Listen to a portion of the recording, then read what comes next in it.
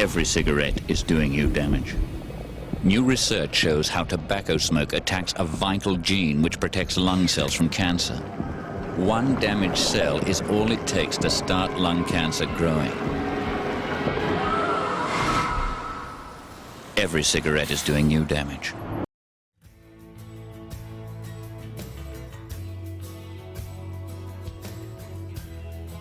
Cigarette smoking has been so much more than just a bad habit of man since as early as 5000 BC.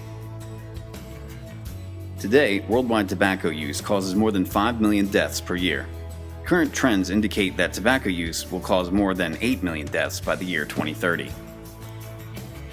Despite these staggering statistics, the tobacco industry continues to thrive thanks to man's obsession with the act and addiction by design that has been engineered into tobacco smoke with the fortification of nicotine along with other chemical additives and its addictive qualities.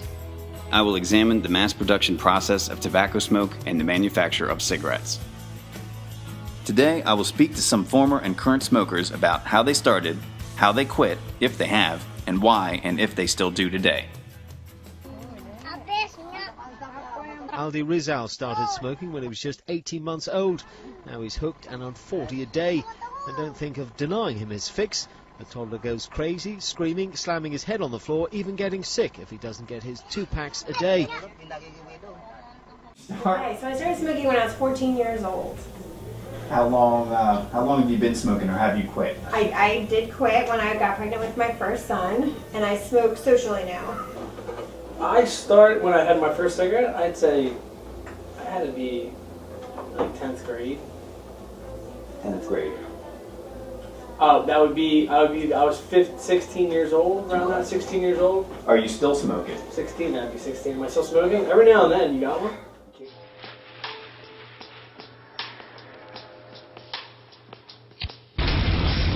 Every cigarette is doing you damage. Every time you inhale, tobacco smoke condenses in your lungs to form tar. This is a healthy lung. And this is the amount of tar a pack-a-day smoker breathes in every year. Every cigarette is doing you damage. I had my first cigarette around 10, and I started buying packs of cigarettes around 17. I started when I was 16. How long did you smoke? Till I was 45. I probably started smoking at age 16 until I was probably 25 maybe. What does smoking do to your body? Take a look. Every time you inhale that cigarette, do think that, hey, I'm breathing in carcinogens, I'm breathing in toxins. But the nicotine in those cigarettes, what it does is it causes your heart rate to increase, causes an increase in respiration, increases your blood pressure. What the nicotine does in your brain, you see those nerve cells, it increases the release of dopamine. That's a pleasure center in your brain.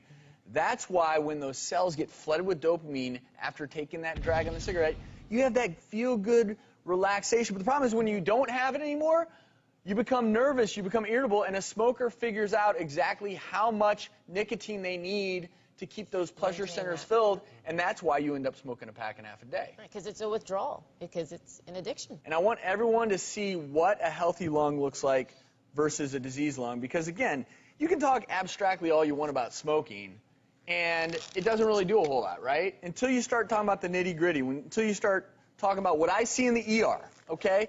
This is a healthy set of lungs. Nice color, nice size. This is someone who smoked their whole life. Just compare the colors. But what's happening inside this lung, and this is a cross-section, this is what we call early emphysema. It's pretty obvious to the naked eye that this is disease compared to this, right? When this patient comes to the ER, I'm going to show you how they're breathing.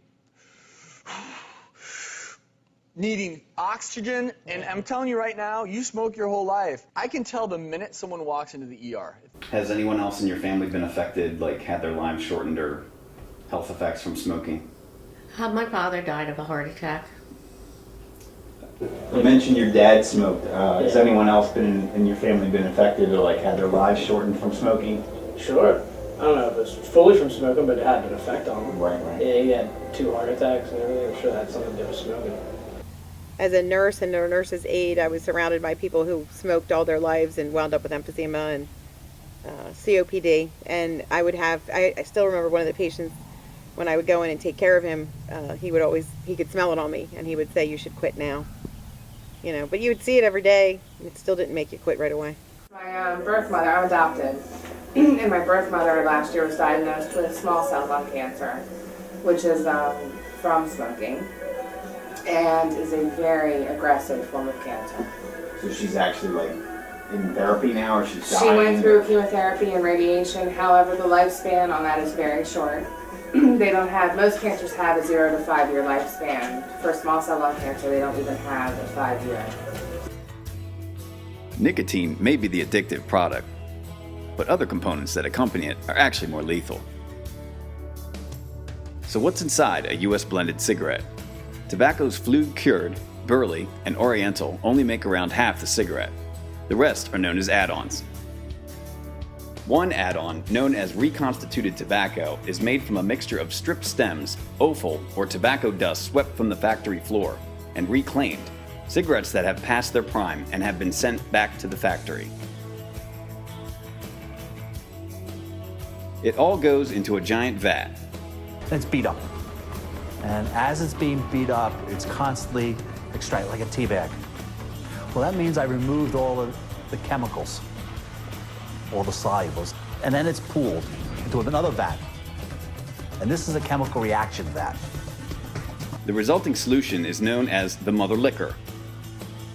So you have this mother liquor, which is an aqueous-based system, water-based system, in which now I can add a host of chemicals. Diammonium phosphate, urea, ammonium hydroxide. And these additives in the recon are used to deal with nicotine manipulation. The others are thought to use as ameliorants. If you tried to smoke a cigarette without additives, it would be very harsh. How do I mellow that harshness out? How do I smooth it? Chocolate, butter fat, glycerol. Sounds a lot like things I buy in the grocery store, isn't it? Or foodstuffs. Well, they're actually added. Once chemically reacted, the mother liquor solution is applied to paper, made from the ground stems, offal, and reclaimed. The paper is dried and shredded and is known as reconstituted tobacco, or recon. It will make up to 30% of the cigarette's contents when it's smoked. The ammonia in the recon will enhance the absorption of nicotine in the smoker's body. And nicotine as it exists in the plant is sort of like a molecule with a ball and chain on it. And I want to free this molecule up by taking that ball and chain off, and now we start changing its shape. We call freebase nicotine. Freebasing nicotine is much the same as freebasing cocaine. Increases potency, increases delivery. Expanded tobacco, a puff tobacco product that has been expanded with carbon dioxide, is also part of the blend to act as a filler. So, in a finished cigarette, 20% is expanded tobacco, stems, and reclaim, tobacco from returned cigarettes, and 30% is recon. The other 50% is tobacco, which is also treated with sugars that mask the bitter taste of nicotine and enhance its absorption into a smoker's body.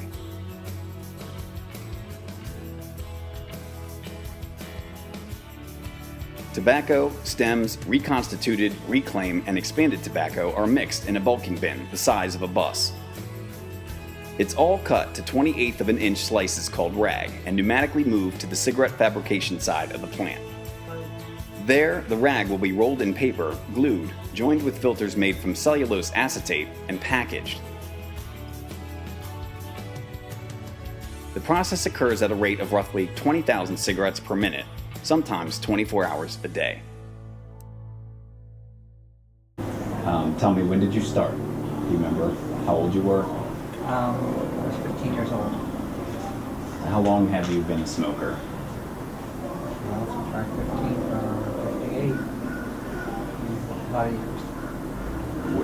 45 plus years. Yeah, did you remember smoking from peer pressure? Was it like something other people were doing, everybody around you was doing, or? It was something that everybody around me was doing. So it was My just... whole family smoked. So everybody smoked, okay. You remember the first time you saw someone else smoking? Was it a family member, a friend, something from a movie or a television show? I was very little, and it was probably my parents. Have you ever tried to quit smoking? A number of times. How did you go about quitting? Like Chantix, or you Tried cold turkey first, and quit for about 6 months. Then tried Chantix, and used that. First time I quit that, I quit for 7 months, and used it a couple more times. Now, how'd you do with the Chantix? Because I've heard like it causes depression and crazy dreams. Did you have any experience with that? I had some crazy dreams, but they were fun dreams. They were fun? Yeah. So it was actually kind of cool. They were kind of cool. Within 10 to 20 minutes of your last cigarette, what you'll see happen, your heart's beating fast, your blood pressure's elevated with all those cigarettes. Within 20 minutes, your heart rate will slow, your blood pressure will be lower. Other things are happening as well. Carbon monoxide levels within 12 hours will normalize. Those sinister-looking molecules prevent oxygen delivery to vital tissues. That's 12 hours. But beyond that, within a month or so, blood flow to these little sacs, these alveoli, improves, so lung function improves. Within a month. At the same time, the little hair cells, you don't lose your heart, but the little hair cells that line your airways, they begin working again. They sweep away all of that debris. So, boy, coughing, shortness of breath, it's improving, and you're a month or two out. Your risk of heart attack, heart disease, is half of that of a smoker within a year of quitting. But that's not all. Your brain, stroke. I'll tell you right now, smoking is one of the worst things you can do. Increases your risk of stroke, but within 5 years of quitting, your risk of stroke is that of a non-smoker. And let's talk about cancer. We have to talk about cancer. Within 10 years, your risk of lung cancer has been decreased in half, as has your risk for oral, throat, bladder, as well as cervical cancer, even your pancreas. I was diagnosed with lung cancer 9 months ago, and the hospital set up a treatment plan. It was 4 weeks, every other week of chemotherapy, 3 days a week, 2 medications. And it was also radiation, 3 straight weeks, twice a day. The treatment was harsh. There were times when I didn't think I was going to live through the treatment. I had gotten so sick. My last treatment was in December. That finished up the plan. That was for brain radiation. That caused an inflammation that they didn't expect. I was down in bed for over 3 months. Couldn't even get up to take a shower. It was harsh, and this isn't something that I would wish on anybody. If you could offer anybody, like any new smokers or any smokers right now, advice, what would you say? Don't try to quit once. If you can't make it, if you can't quit that first time, keep trying. Don't give up. It does get a little easier and a little longer with each time that you try. Originally, the first time I probably quit for a week. So with each time that I've tried, it's been longer and longer periods. What would you say would be like a trigger for like when you were quitting, like for you to have to go back and have that cigarette? Was it that morning coffee, or was it like an anxiety thing? No, it was anxiety, and I found having smokers around me. Both of those things are triggers. So being friends with other smokers, they would light up, not figuring, not being sympathetic to the fact you were trying to quit. Maybe even offer you a cigarette, and then you just have one. Yes. Okay. They thought they were doing me a favor.